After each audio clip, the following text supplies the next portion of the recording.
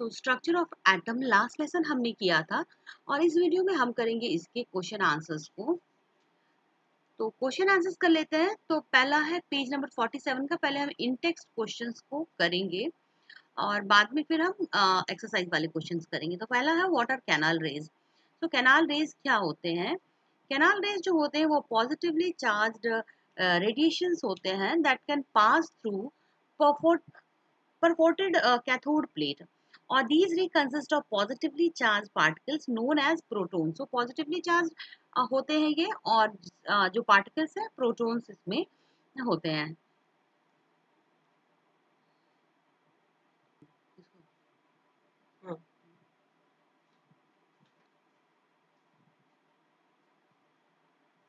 So if an atom contains one electron and one proton, will it carry any charge or not? So अगर एक atom है जिसमें एक electron और एक प्रोटॉन है तो क्या इसके पास कोई चार्ज होगा? क्या ये कोई चार्ज कैरी करेगा? तो अगर एक इलेक्ट्रॉन है, जैसा कि पता है इलेक्ट्रॉन नेगेटिवली चार्ज पार्टिकल्स होते हैं और प्रोटॉन पॉजिटिवली चार्ज पार्टिकल्स है, तो मैग्नीट्यूड है इनके चार्जेस का वो इक्वल हो जाएगा क्योंकि एक पॉजिटिव है और एक नेगेटिव है। सो ऐसे केस में if it containing one electron and one proton will not carry any charge, so thus it will be neutral atom. आगे पेज नंबर 49 में पहला सवाल है on the basis of Thomson model of an atom explain how the atom is neutral as a whole.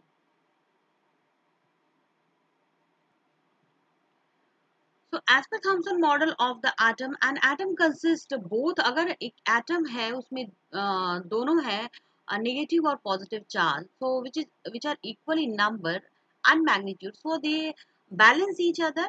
As a result, which atom has as a whole is electrically neutral हो जाएगा क्योंकि number of electrons अगर positively charge और negatively charge दोनों equal हैं तो वो neutral हो जाएगा। अगला question on the basis of Rutherford's model of an atom which subatomic particle is present in the nucleus of an atom. तो रदरफोर्ड के मॉडल के हिसाब से जो प्रोटॉन जो होते हैं वो प्रेजेंट होते हैं न्यूक्लियस में। तो जो सबएटॉमिक पार्टिकल है वो है प्रोटॉन। अगला अगला सवाल है, आपको ड्रॉ करना है एक स्केच बोर मॉडल का। बोर ने जो मॉडल दिया था दैट एटम विथ 3 सेल्स। चलिए ड्रॉ कर लेते हैं इसको। So here is your answer. इस तरह से आप बनाएंगे बोर मॉडल को, Bohr model of an atom with 3 shells. 3 shell यहाँ पे ड्रॉ किए हैं, जैसा कि आप देख रहे हैं न्यूक्लियस है जहाँ पे पॉजिटिव चार्ज है, फिर के सेल है जहाँ पर एन नंबर ऑफ यहाँ पे एन की वैल्यू 1 है। आपको पता है के सेल में 2 इलेक्ट्रॉन होते हैं। एल सेल जिसमें एन की वैल्यू जो है 2 है, यानी कि 2n² आपने जो फॉर्मूला पढ़ा था उस हिसाब से यहाँ पर 8 इलेक्ट्रॉन आएंगे। और एम सेल जिसकी एन की नंबर यहाँ पे 3 है और इसके अंदर कितने आएंगे? 18 आएंगे। सो ये है Bohr's model of an atom with 3 shells. So जैसा कि आपको पता है कि आपने जो डायग्राम देखा कि अल्फा पार्टिकल स्कैटरिंग एक्सपेरिमेंट जो कैरी की गई थी गोल्ड फॉइल पर। तो गोल्ड फॉइल ऑफ यहाँ पर जो यूजिंग किया गया था मेटल जो है एज थिन गोल्ड फॉइल की तरह यूज किया गया था रदरफोर्ड के द्वारा। उन्होंने क्या किया था, यहाँ पे अल्फा रे पास कराई थी गोल्ड फॉइल पर। So there would be no change in observation, but since other metals are not so malleable such as thin foil is difficult to obtain। यहाँ पर उन्होंने गोल्ड का यूज किया था क्योंकि गोल्ड सबसे ज्यादा मेलेबल होता है। तो यहाँ पर जितनी जो इसकी मेलेबिलिटी की वजह से इसका इस्तेमाल किया गया था। Then more alpha ray would bounce back and no idea about the location of positive mass the atom would be available with such a certainty। Now name 3 subatomic particles of an atom. जैसा कि आपको पता है जो 3 subatomic particles है वो है proton, electron and neutron. So helium atom has helium atom has an atomic mass 4u। 4u यहाँ पे 4u से मतलब है 4 atomic mass unit। So and 2 protons in its nucleus। How many neutrons does it have? तो जैसा कि आपको पता है फॉर्मूला एक होता है number of neutron is equal to atomic mass minus number of protons. तो यहाँ पे आप देखोगे कि नंबर ऑफ न्यूट्रॉन्स जो होते हैं, आपको पता है कि हीलियम जो है उसका एटॉमिक नंबर होता है 2 और इसका मास होता है, मास नंबर 4 दिया हुआ दे रखा है, तो आपको 4 में से 2 माइनस करोगे तो नंबर ऑफ न्यूट्रॉन्स आ जाएगा 2। तो यहाँ पे 2 न्यूट्रॉन मौजूद हैं हीलियम में।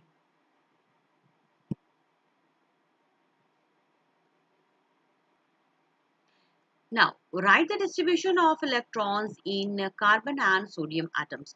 तो यहाँ पर आपको लिखना है कि डिस्ट्रीब्यूशन किस तरह से होता है कार्बन और सोडियम एटम का। तो आपको पता है कि टोटल नंबर ऑफ इलेक्ट्रॉन्स जो होते हैं कार्बन एटम में 6 होते हैं, एटॉमिक नंबर भी 6 होता है। So the distribution of electrons in carbon atom is given by first orbit यानी कि के सेल में 2 इलेक्ट्रॉन और सेकेंड ऑर्बिट यानी कि एल सेल में 4 इलेक्ट्रॉन होते हैं। or we can write the distribution of electrons in carbon atoms as 2 comma 4. The total number of electron in a sodium atom जैसे कि atomic number 11 होता है, so number of electrons भी 11 होंगे. So the distribution of electrons in sodium atom is given by uh, first orbit or K cell contains 2 electrons, second orbit L cell में यहाँ पर 8 electrons होंगे. तो यहाँ पर जो है सोडियम में कितने होंगे, तो फर्स्ट ऑर्बिट जो है वहां पे 2 इलेक्ट्रॉन, सेकेंड ऑर्बिट में 8 इलेक्ट्रॉन और थर्ड ऑर्बिट यानी कि एम सेल के अंदर 1 इलेक्ट्रॉन चला जाएगा. So we can write the distribution of electrons in sodium atom as 2,8,1. If K and L cell of an atom are full, then what would be the total number of electrons in the atom? तो अगर K और cell यहाँ पर full है तो आपको बताना है कि टोटल नंबर ऑफ इलेक्ट्रॉन्स कितने हैं. तो जैसे कि आपको पता है मैक्सिमम कैपेसिटी होती है के सेल की 2 इलेक्ट्रॉन की और एल सेल की 8. तो therefore it will B 10 electrons in the atom. और ये आपको पता है 10 जो है यहाँ पर अगर इलेक्ट्रॉन है तो ये कौन सा होगा, ये नोबल गैस होगा neon. Now how will you find the valency of chlorine, sulphur and magnesium. तो इसकी वैलेंसी फाइंड करना है कि तो कैसे करेंगे आप. So, if the number of electrons in the outermost cell of the atom of an element is less than or equal to 4, then the valency of the element is equal to the number of electrons or in the outermost cell. So, अगर बाहरी कक्षा में 4 या फिर 4 से कम है तो उसकी जो वैलेंसी होगी और वैलेंस इलेक्ट्रॉन हो दोनों सेम होगा. बट ऑन अदर हैंड अगर नंबर ऑफ इलेक्ट्रॉन है आउटर मोस्ट में that is greater than 4, then the valency of that element is determined by the subtracting the number of electrons in the outermost from 8.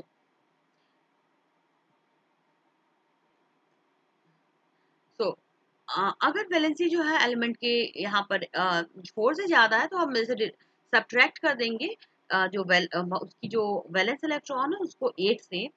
जैसे कि distribution of electrons जैसे chlorine है, sulphur है, magnesium atoms है that are 287, 286 and 282 respectively. सो ऐसे cases में क्या होगा, नंबर ऑफ इलेक्ट्रॉन्स जो होंगे आउटर मोस्ट सेल में क्लोरीन के, सल्फर के और मैग्नीशियम के होंगे 7, 6 एंड 2. और ऐसे केसेस में अगर 8 में से आप 7 माइनस करोगे तो इसकी वैलेंसी आ जाएगी 1. सल्फर के केस में क्या होगा, 8 में से -6 करोगे तो आ जाएगा 2, तो वैलेंसी हो जाएगी सल्फर की 2. और मैग्नीशियम यहाँ पर 8 में से मैग्नीशियम की जो 2 होती है ऑलरेडी इसके आउटर मोस्ट में 2 है. Now if the number of electrons in an atom is 8 and number of protons is also 8, then what is the atomic number of the atom. तो यहाँ पे एटॉमिक नंबर क्या होगा, तो नंबर ऑफ प्रोटोन 8 है तो जाहिर सी बात है नंबर एटॉमिक नंबर भी इसका 8 होगा. और अगला सवाल है कि what is the charge on the atom. तो अगर यहाँ पे चार्ज की बात करेंगे नंबर ऑफ इलेक्ट्रॉन और नंबर ऑफ प्रोटॉन दोनों इक्वल हैं, therefore charge of an atom is 0 क्योंकि एटम न्यूट्रल होगा.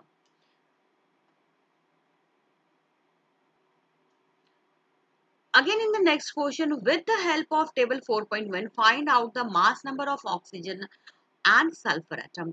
So जैसा कि टेबल आपके टेक्स्ट बुक में दिया है, मास नंबर ऑफ ऑक्सीजन है आपको पता है क्या होगा कि number of protons plus number of neutrons है. सो यहाँ पे मास नंबर हो जाएगा 8 + 8. जैसा कि आपको पता है कि ऑक्सीजन के का एटॉमिक नंबर 8 होता है, नंबर ऑफ प्रोटॉन्स भी 8 होते हैं और न्यूट्रॉन भी 8 होता है, तो इसका मास नंबर हो जाएगा 16. Now, mass number of sulfur, number of protons plus number of neutrons. So sulfर जिसकी एटॉमिक नंबर 16 है, नंबर ऑफ इलेक्ट्रॉन और प्रोटॉन सब 16 होते हैं और न्यूट्रॉन भी 16 होता है. सो मास हो जाएगा, मास नंबर इसका 32. आ जाते हैं हम अपने अगले सवाल की तरफ, page number 53. For the symbol H, D and T, tabulate three subatomic particles found in each of them. चलिए जल्दी से टेबल कर लेते हैं, देख लेते हैं इसको. So for here symbol दे के रखा है H, D and T.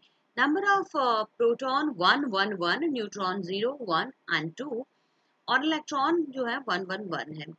तो आप ये देख सकते हो यहाँ पर क्या है कि जो हाइड्रोजन है ये इसके 3 आइसोटॉप है. तो पहला वाला है जिसमें कि प्रोटॉन 1 और इलेक्ट्रॉन भी 1 है, न्यूट्रॉन नहीं है, तो इसे बोलते हैं protium.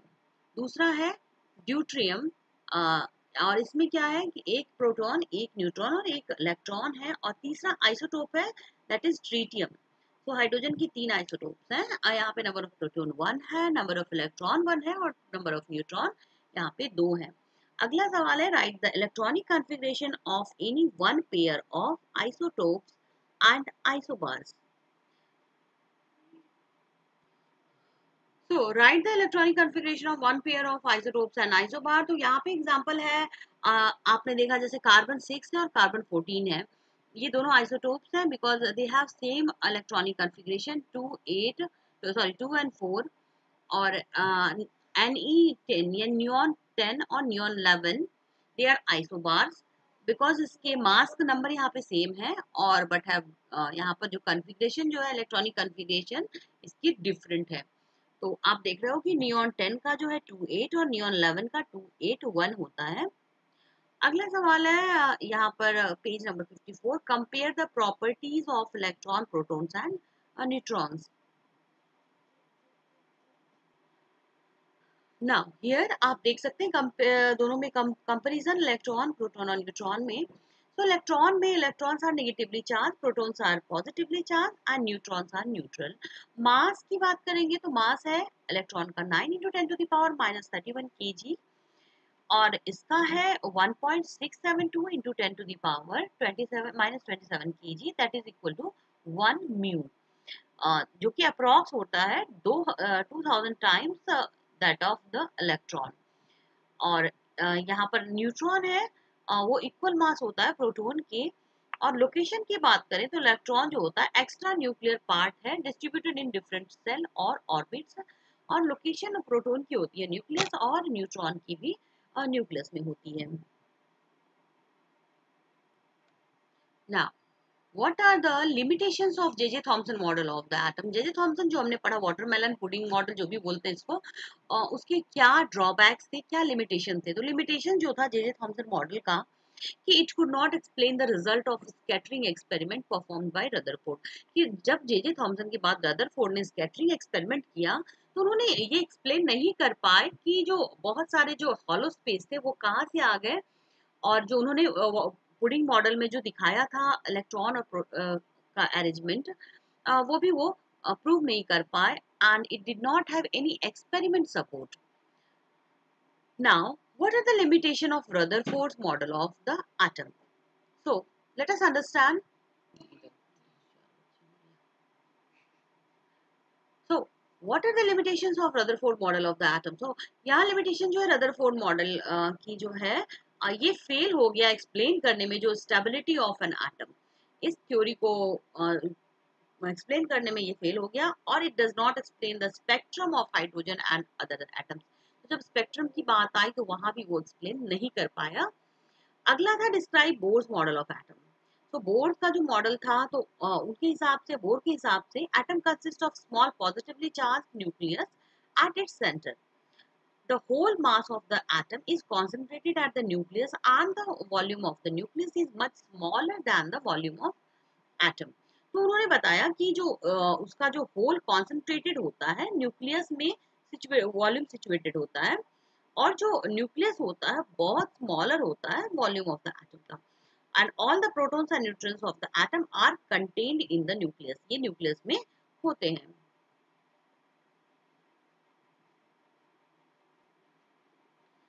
So, only certain orbits known as discrete orbits of electrons are allowed inside the atom, or while revolving in these discrete orbits, electrons do not radiate.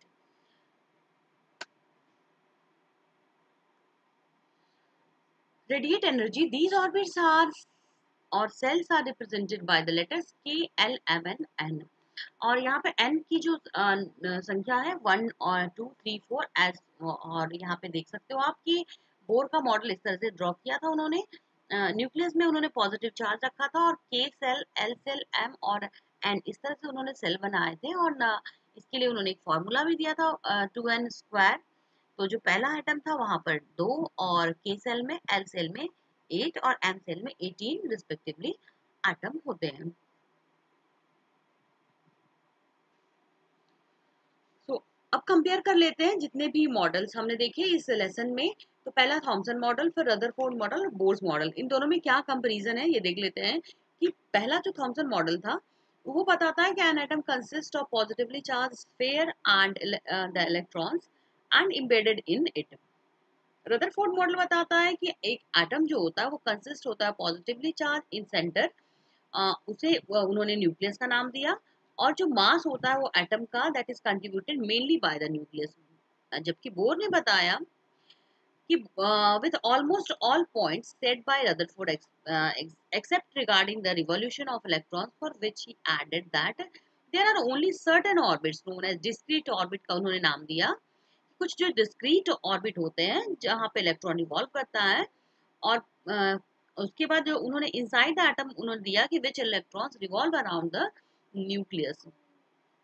आगे थॉमसन मॉडल में बताया गया कि the negative and positive charge are equal in magnitude.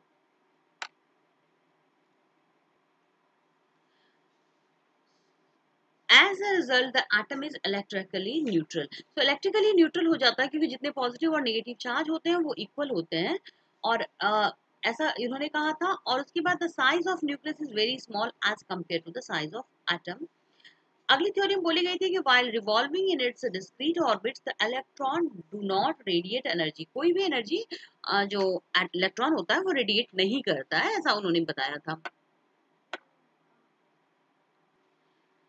Now summarize the rules for writing of distribution of electrons in various cells for the first 18 elements।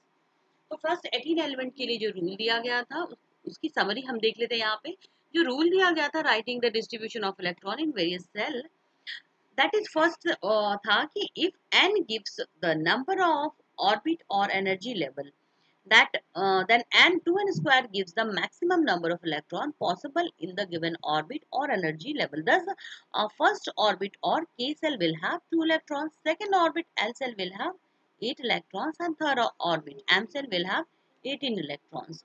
So if it is the outermost orbit, then it should have not more than 8 electrons.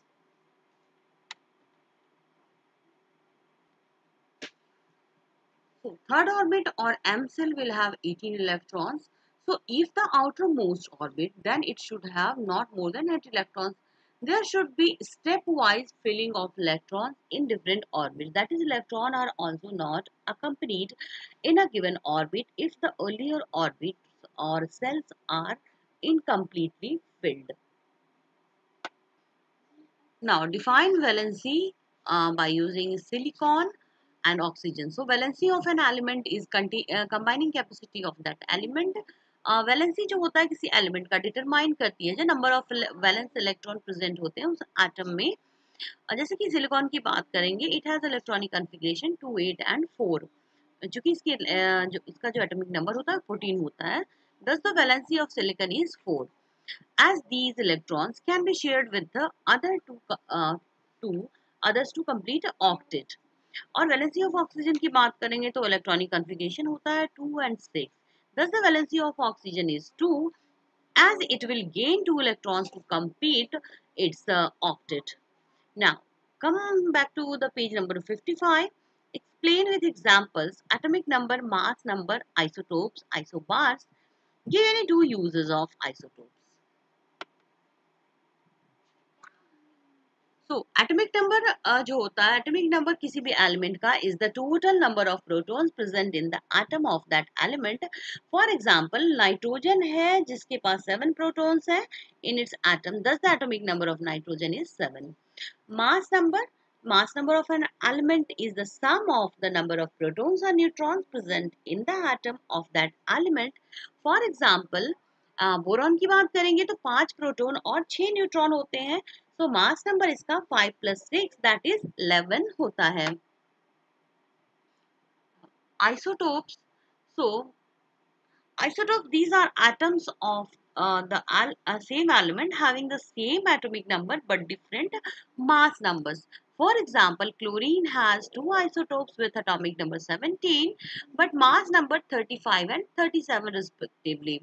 So कैसे represent करते हैं? तो कुछ इस तरह से, जैसे नीचे की तरफ 17 लिखते हो और ऊपर की तरफ 37 और 35 लिखते हैं।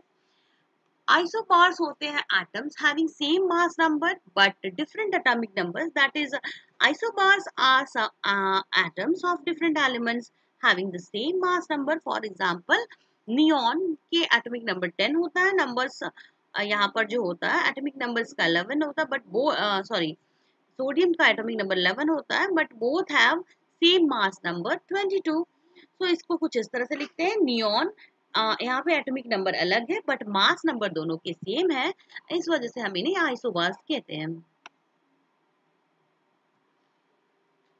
Now two uses of isotopes.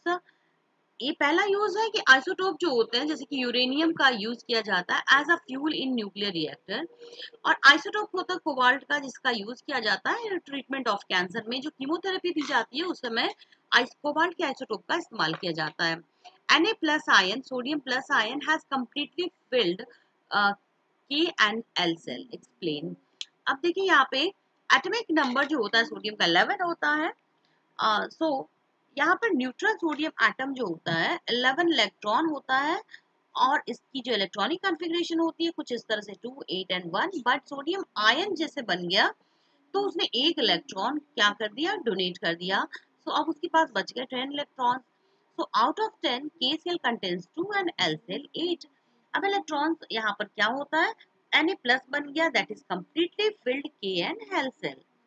So next, if bromine atom is available in the form of say two isotopes 79 or 35 that is 49.7% or 81 that is 30। So bromine atom जो होता है यहाँ पे दो isotopes होते हैं 79 और 81। तो यहाँ पर आपको एवरेज एटॉमिक स्पीड जो होती है ब्रोमीन की, एवरेज एटॉमिक मास जो होती है ब्रोमीन एटम की, that is given by two isotopes bromine 79 35 Br 49.7% and 81 by 35 Br 50.3%, then the average atomic mass of bromine atom is given by, तो यहाँ पे देखेंगे हमने 79 है उसको मल्टीप्लाई किया 49.7 से बाय 100 एंड प्लस कर दिया 81 इंटू 50.3 को एंड डिवाइड कर दिया 100 से। तो कैलकुलेशन के बाद आपको आ जाएगा 80.006 AMU और एटॉमिक मास यूनिट, और इसको यू से भी डिनोट कर सकते हो, ये हमें कैलकुलेशन पे आ जाएगा। So the average atomic mass of a sample of an atom element is x। अब यहाँ पे एलिमेंट का नाम नहीं दिया गया है, x दे दिया गया है। अब सैंपल जो है उसका एटॉमिक मास दे के रखा है 16.2 AMU। So what are the percentages of isotope 16/8x and 18/8x in the sample? अब हमें पता नहीं कौन सा एलिमेंट है यहाँ पे, लेकिन आपको जब एलिमेंट दे के रखा है तो it is given that average atomic mass of the sample element x, that is वो क्या है 16.2 U है। तो आपको क्या करना है, परसेंटेज है आइसोटोप का 18/8 और x by y%, thus the percentage of isotope 16 at x will be 100 minus y%। So therefore, so here 18y plus 1600 minus 16y that is equal to 1620। अब देख लो यहाँ पे अगर आप कैलकुलेशन कर लोगे तो 18y में से 16y माइनस करेंगे तो 2y बच जाएगा और 2y plus 1600 is equal to 1620 और कैलकुलेशन के बाद हमें y इज इक्वल टू 10 मिल जाएगा। Therefore the percentage of isotope यहाँ पर जो 8 वाला है 18 मास वाला that is x that is 10%। So and the percentage of isotope that is 90%। सो दूसरा वाला जो है वो उसका 90% आ जाएगा। अगर दे के रखा है देखो z इक्वल टू z का मतलब एटॉमिक नंबर होता है z इज इक्वल टू 3। अब आपको पता है z 3 किसका होता है? सो ये होता है Li यानी कि lithium. So what would be the valency of that element? Also name the element. आपको पता है Z3 है, अब हमने पहले बता दिया इसका 3 है। अब इसकी वैलेंसी क्या होगी? तो आपका जब एटॉमिक नंबर 3 है तो आप कॉन्फ़िगरेशन लिखोगे 2 and 1। अब वैलेंसी इसकी हो जाएगी 1 और ये एलिमेंट होगा लिथियम। तो यहाँ पर कंपोजिशन दे के रखी है किसी एलिमेंट की, तो यहाँ पे आपको देखना है नंबर ऑफ प्रोटॉन x की और y की, नंबर ऑफ न्यूट्रॉन्स दे के रखा है। Give the mass number for x and y, what is the relation between two species.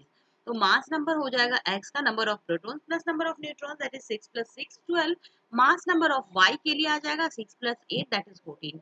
Now these two atomic species x and y have the same atomic number but different mass number, hence they are isotopes. Now, true and false लिखना है आपको। J.J. Thomson proposed that the nucleus of an atom contains only nucleons. तो ये false है। J.J. Thomson ने आपको nucleus के बारे में कोई बात ही नहीं करी थी, उन्होंने तो पुडिंग मॉडल दिया था। अगला है the neutron is formed by an electron and a proton combining together, therefore it is neutral। तो ये भी हमारा false हो जाएगा। So here the mass of an electron is about 1 by 2000 times of that of proton. That is true. An isotope of iodine is used for making a tincture iodine, which is used as a medicine.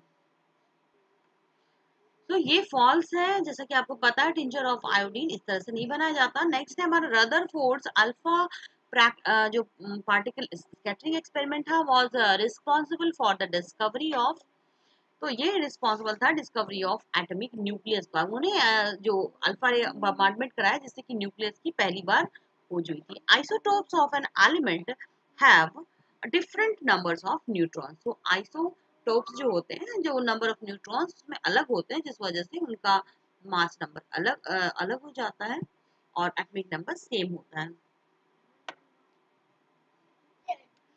So here number of valence electron in chlorine ion, chlorine minus ion का है, तो chlorine minus ion में कितने होंगे? इसका मतलब minus ion दिया गया है, इसका मतलब उसने एक इलेक्ट्रॉन गेन किया हुआ है।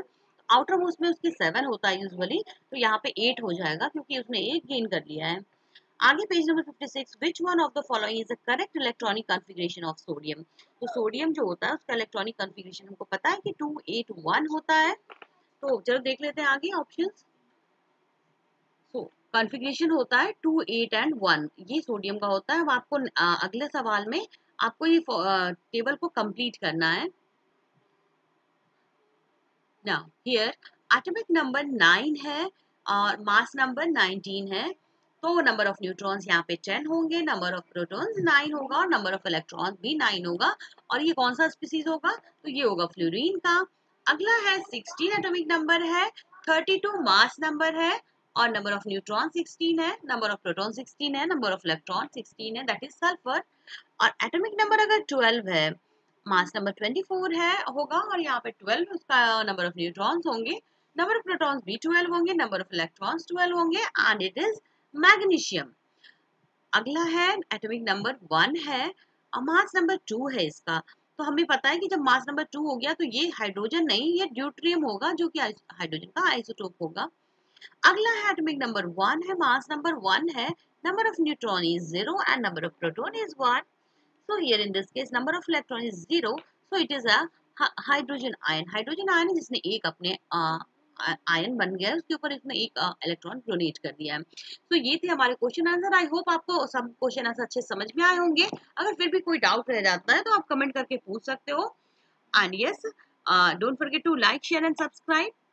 ऐसी वीडियोस के लिए चैनल को सब्सक्राइब कर लीजिए और बेल नोटिफिकेशन पर क्लिक कर दीजिए जिससे कि आपको अपकमिंग सारे अपडेट्स मिलते रहे। At last, thanks for watching. Goodbye and take care. We will meet soon in our next video. Till then, take care. Thanks for watching.